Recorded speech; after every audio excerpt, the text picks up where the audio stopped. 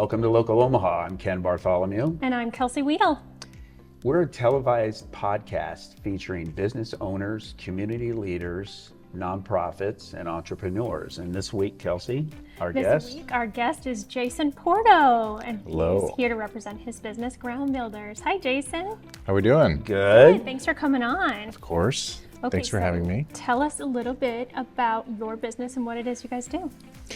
We're a landscaping business. We do kind of a wide variety, but we like to handle clients' needs from a design and installation perspective, and then carry out all the services and maintenance, et cetera, that come about to maintain those up to a high level. So like our purpose is to help people live better outdoors. So just anything around helping people have a better experience or live life better outside. So designing a space or keeping it up and keeping it well maintained for them so they can turnkey and use it and enjoy it.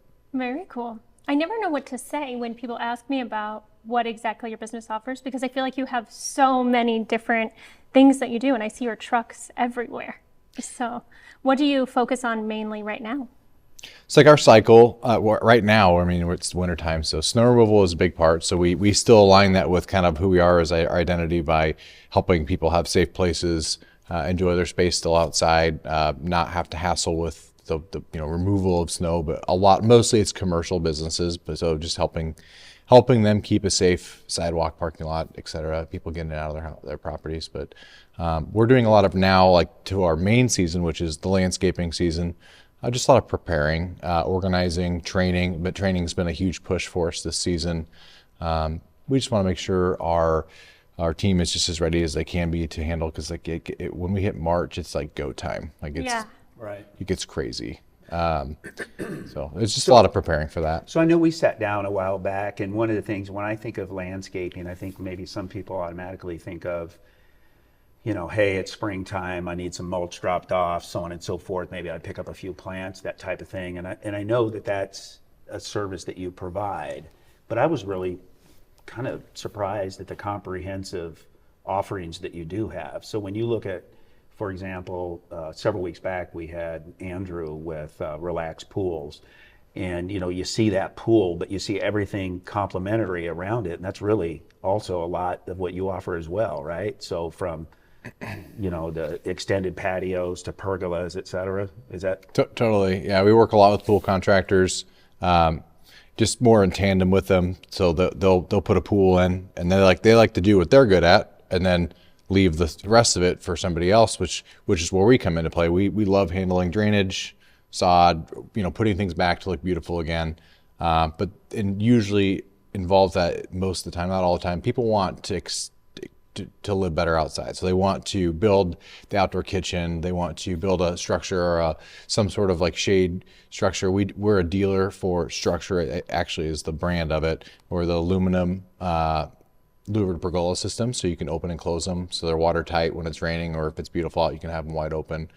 So building those like fire pits, seating areas, lounge areas. A lot of it's like the general design. So we do work with people in the front side of a pool, or if it's just an outdoor space, like getting everything fitted to what they want and they need and their budget and their desires. And a lot of times it does incorporate a pool. So pools are getting seemingly more and more popular. I don't know why, but more and more feasible. I don't know if just the technology's gotten better, or people have gotten more flexible with how much they cost, but there's more and more people that want pools. So I guess why not if you can have it. So kind of like that resort style backyard is just like a very big push right now. So when somebody does make that commitment and they do have that larger project resort style, is there a relationship that's maintained after that? Like, do you go back for things, or is it kind of like a one-time interaction, or is there things you do on an annual or biannual kind of basis to help maintain that or upgrade it, or what does that look like typically? Yeah, so construction in general, I mean, we're landscapers, pool contractors build pools, but like at the end of the day, we're in construction. We're building a space. It is very transactional, like, oh, that was a one-time thing.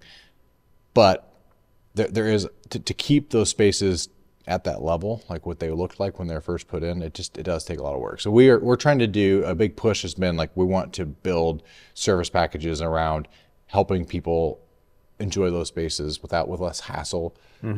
Because there is, like, I mean, anything we want in life just is going to come, there's a trade-off, right? So if you want a nice outdoor pool, like, well, you can have that, but it probably takes a lot of work to keep it up, keep your patio clean, keep your fire pit clean, have your landscaping looking pruned and nice. So there's just a lot of things. Just like a pool company usually offers service packages. Right. So we're offering service packages for pressure washing and sealing and spring and fall cleanups. Obviously the weekly mowing, the fertilizer programs for the lawn. But just, we want to build that out around like just the outdoor living space. And we do, like, that's what yes. So there is the exact, like how often we come, it just all depends on the program that gets determined and designed for that client. And some clients like to do some things themselves. So we let them do those things, but then there's certain things they don't want to do. So an easy thing would say is spring and fall cleanup. We'll come and prune all your plants back, get your landscape beds ready for either the winter or the spring, fresh mulch, just make everything look tidy and spruced up. Very cool. I have a question. Have you realized, or have you noticed, or do you guys track changes in the home and real estate market? Because I heard the term the other day, golden handcuffs, which really resonated with me and a lot of people I know. We bought our house or we refinanced at this low rate. So a lot of us are deciding to take on services like you provide because we're thinking we don't want to give up this interest rate. We want to love the home that we're already in. Are you seeing that impact your business, drive your business? Are you seeing changes in the housing market or trends impact what you guys do? Yeah, it's a great question. What moves our industry, our interest rates are actually a pretty good indicator for like the medium-sized projects. Anytime there's movement in in real estate, meaning people are buying and selling, it's good for landscapers. It's good for any home company because most people move and are either A, preparing their house for sale, or B, they're moving in a new house and they want to do it to make it their own. And that's in general a good sign of a strong, healthy economy too. So like it goes hand in hand with people spending money on stuff. Like most of what we do is recreational. It's not required. Nobody needs to have a pool to survive or a backyard to survive.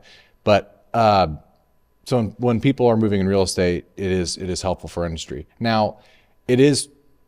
So now, like as things have kind of dialed back, like you said, there's this golden handcuff thing. There's people that bought houses and they're in this high interest rate, and they maybe are, I don't want to say maybe house poor. It's hard to, wow, we don't want to spend any more money, or vice versa. There's these people that have these great interest rates and are like, well, this is great, but I'm stuck in this house. It is interesting because we still are getting. It's still a very strong market for us, but it almost seems like what we've been really experiencing, which is new for us, is like the size of projects is growing. And I think that it's a two-part effect. I think it's our business has grown and built a good foundation, has a good reputation in Omaha. So like we are just entering into kind of like more of a go-to or a higher end market because of our reputation. So like we're getting those clients, but I also think the people that can afford to or aren't using home equity to do these projects they're still just buying. They're always going to be buying. So I think it's like, and I think that they maybe feel comfortable with the way things are economically. So like I think there's something that, and we're in Omaha, like things are pretty sheltered and safe here. So I don't think anyone's worried about a huge economic crisis in Omaha. I know there's obviously turbulence in the world. There always will be and has been, but so yeah, I think the trend, if interest rates dropped, I think that we would definitely see even more movements, because I think the more housing people are moving around, the more people think they want to do more home projects. Interesting. If somebody's considering a larger project, when is it time to start talking about that? I know, like even within real estate, if somebody's considering putting their home on the market, this summer, it's like we should be talking now, like really soon. Is that kind of the same with you based upon a large project? Like if you want to enjoy it this summer? There's a lot of planning. Yeah. I think planning is the design phase. It probably normally takes longer than you anticipate. Not necessarily because it takes us a long time to do designs, but just like the decision making process. Like I'm a slow decision maker when it comes to this kind of stuff. So like, just as relating to a client, if I'm doing a home project, like I end up like dragging my feet and making final decisions. So I think people do tend to underestimate how long that takes. So yes, the earlier you can start planning. So if you were like, we really want to put a new backyard patio in this summer. Like we should talk about it now. There's no reason not to. We can still come out, get pictures, measurements, and start designing that space. They're really better. And then like beating the spring rush, like things do get crazy. There's like the March, April, May, and June. Like there's 4 months there that it ebbs and flows, but it's crazy. Like people are all thinking about the same thing at the same time. Right. It's nice out. I want to go outside. I want to get my yard cleaned up. I want to get the front spruced up. It doesn't look very good. All this stuff, it's all at the same time. So yeah, planning is just always good because we'd love to get it designed and get everything figured out now and then just have it on the schedule. And we kind of are morphing. I mean, winters always seem a little lighter, but like we just work year round. So we have 3 or 4 projects going right now. That really surprised me this year. I feel like I've seen a lot of home projects, decks, patios already starting. So you guys are actively doing that most times of the year? We always figure, we 100%, I shouldn't say 100%, we always plan and schedule through right before Christmas. Like we're going to keep our crews working through right before Christmas. And then in the wintertime, we assume we're going to be working, we just don't know when. But like this year's been phenomenal. It's like we've just been able to keep working. Now we'd probably trade that for some snow removal because we're pretty geared up for that. But we'll do what we have in front of us. We can't control the weather. So Yeah. Well, I feel like no one in Nebraska knows what the weather's going to be tomorrow or next week. So it's great that you can kind of ebb and flow with that. I do want to take a step back just for a minute so we can talk about how you started your business, especially for people who are maybe watching, thinking about starting their own, have some questions. Sure. Tell us how you started your business and maybe some of the bigger roadblocks you came to and how that worked out for you. Yeah, definitely. I started the business in 2009, so I was in college. Not a lot of planning. I had no idea what I was doing. I actually started it with a partner, and it was just cutting grass. We hired my brother and a friend who was in high school at the time, and it was just like this side gig.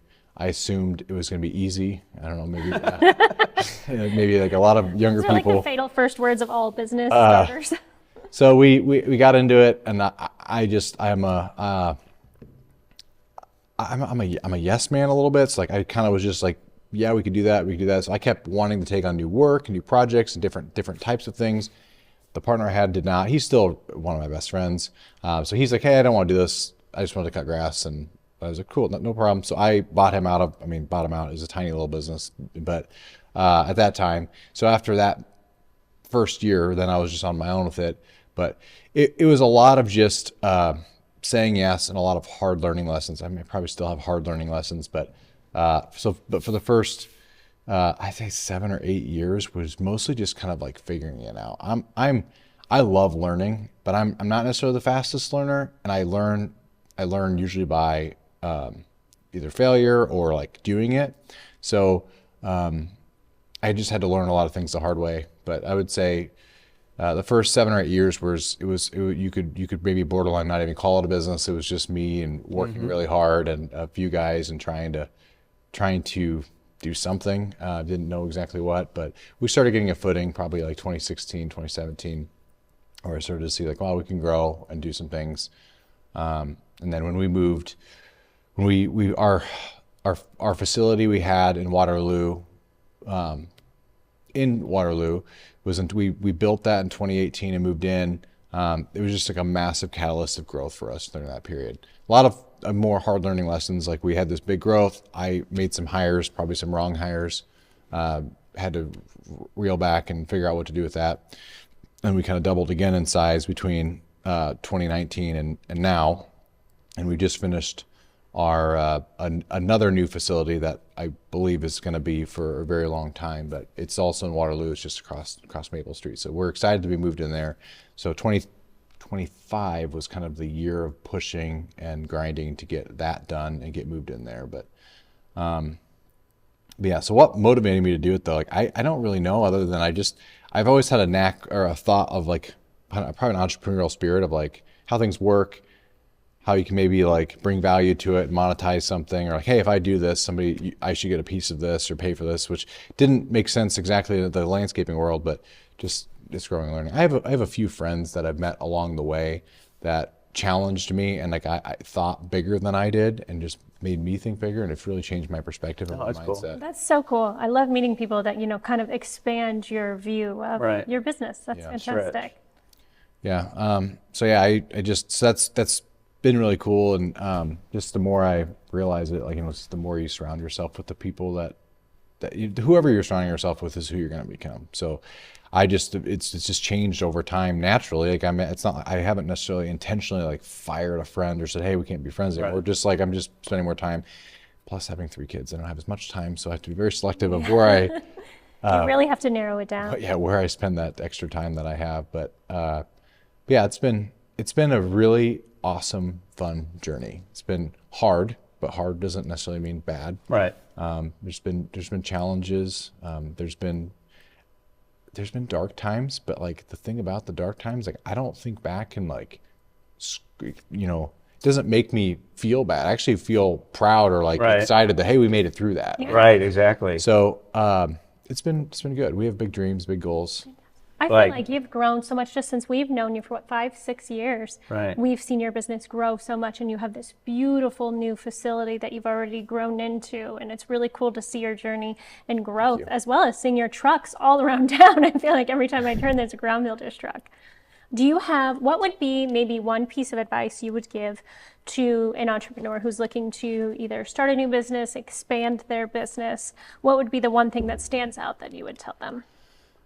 I mean, the most important thing to do is just take action. I think like if you get in a room of anybody and somebody who, and success is not defined by other people. Success is defined by your own metrics. And that's the way it's hard. I think most of us, we end up comparing ourselves to other people, but understanding like what does success look like for you, and just take some time to think about that. But then understand like if you walk into a room and there's somebody who isn't successful in their eyes and somebody who is successful in their eyes, the only difference is the actions that they're taking. So it's where they put their time, where they put their energy.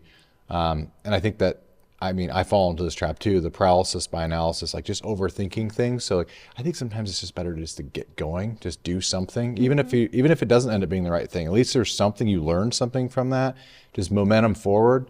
So I think like a lot of the people I talk to that want to start a business or like want to make change, it's like the thing stopping them is just actually doing it. Like there's not actually a massive roadblock, or maybe there's a big roadblock, but there's little steps they can keep taking to move that. People end up just talking a lot about it. And the other thing, the thing would be is just making sure you're around the right people. I mean, there's people that you want to be like, and there's people you probably don't want to be like. So just really heavily evaluating, are these people that I'm around every day, people that I admire and like want to be more like, or feel like they manage their life well. Yeah, I just those are probably like two big things. I mean, I think the rest of it kind of falls into play. I mean, running a business is very simple. I mean, the concept is simple. Managing a business is really hard. But like, you bring value to somebody, you make margin on it, you manage the margin, and you're left with what's left. Like, so just that part kind of falls into play over time. But like the first thing is just taking action and making sure you're surrounding yourself with the right people. I think those are such important things to get out there. I think too, I've had different, you've had this career path of entrepreneurship. I had the opportunity to live that through different companies and businesses and things like that. But, for me, and I hear you, and obviously I know I've toured your facility and I know some of your staff, that type of thing. And it's surrounding yourself with the right people at the workplace as well, too. Totally. So your people represent you well, they're quality, they're, I've known some business owners or just leaders in industry that are safe making hires that they're, I'll say, superior to, or they keep themselves in a comfort zone, which really holds them back from excelling and performing and growing. They're not hiring people that are pushing. Right, them they're not to hiring look people. at And to things me, differently. that's just number one, hire, like if I had advice, it'd be hire your weakness. Like if you've got a weakness, get that on board. But then to make sure that you've surrounded yourself with people that challenge you. If not, you're like, what'd that guy just say? Yeah. Like, you're educating yourself every time you walk into something. So But I see that when we come into your place, or you've had some people that we've interacted with and talk about different things. So I know that's huge. But I think one of the things too, so let me ask you this. This is what I'm curious. So I'm interested in a project. I'm not, but if I were. Come on, Ken. Well, Andrew said he'd give me a pool. No. But Alrighty, you only live a few blocks away. so if I can get him to give me a pool, then we'll complement it with your landscaping. But anyway, so you know, I'm a person. I'm interested in a project. I'm, you know, a pretty complete backyard kind of. What am I looking for? I pick up the phone. I call a few. I call Groundbuilders. You come out. What am I looking for? And what does Groundbuilders offer that I should really, that helps tip it? You know, when I'm looking for somebody to do this, take on this project for me. I mean, people talk about price. I mean, there's price out there when you go to look at a car or whatever. There's different tipping points of what somebody looks for. What would I be looking for as a customer of yours? If you're a buyer of this type of work, of any contracting work, I think that, you know, the most important thing is just knowing, is this a reputable company that you can trust? And that can be a little bit hard. And and I don't want to shun the new guys that maybe haven't built a reputation up. Right. So I think that probably that maybe equally with like, do you enjoy, like, do you trust this person? Do you feel good about them? But you know, like with us, like I know, like in my heart, that we will always make it right. Like there's not a problem or a client out there that when we're not perfect. We've made mistakes, but like we will always make it right. We always answer the phone, and we always show up, and we take care of what we're supposed to take care of. I would maybe be asking questions about what their experience is. Like, have they done this before? And it's not a bad thing if it's like, I've never done it before. However, I know these resources, or I've met these people, or I've been looking into this. Like, you're just kind of getting comfortable with that, like learning that about them. Because I don't, you got to fake it till you make it in business. Like there's young people starting in landscaping that are go-getters and hard workers, and trustworthy. You should hire them, but you got to be careful, like that they're not just speaking what you want to hear, and then they don't follow through. Right. Or the company may not be there next year when they said they'd come back and warranty your patio. Because it's a fragmented industry. I mean, there's a low entry cost. Yes and no. I mean, that's where, like, on the it's like if you're hiring a company like us, and there's several other great companies in Omaha that I could speak to, but like, you know you're going to get the follow through on the project. You know you're going to get somebody who's going to show up. You know that, like, in a year and there's an issue and a concern, like, they're going to answer and show up and look at it with you and make sure. Design, like, I think we have some of the most talented designers in Omaha, but I'm sure there's lots of talented designers in Omaha. So, like, just making sure you're really comfortable with the design, and then knowing that company can back up and service it. And then from a service standpoint, like, we have systems, like we're scheduled, we're organized to make sure we show up when we're supposed to show up. So it's the same thing, and just making sure that you have somebody who has the capacities for that. And there's probably some questions that could be looked at to, like, how do I make sure this person has the capacity to deliver for us? But, that's great. Yeah. Well, let me ask you, is there, coming in today, first of all, thanks. We appreciate it. We know this is Wednesday's a busy day for you.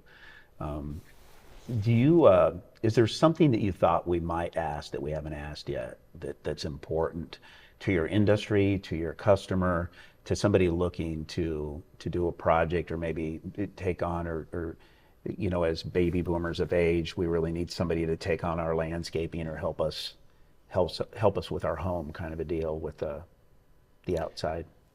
Was there a question that I would have thought you would have asked? No. I love business. Yeah. I'm in landscaping. I love this industry.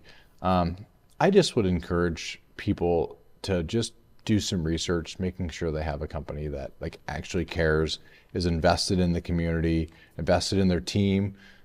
We care about our team. We want them to grow. That's actually probably my why behind why I do it. Like, I care about, I want to see people continue to elevate and grow. So just, I don't know. I would just say,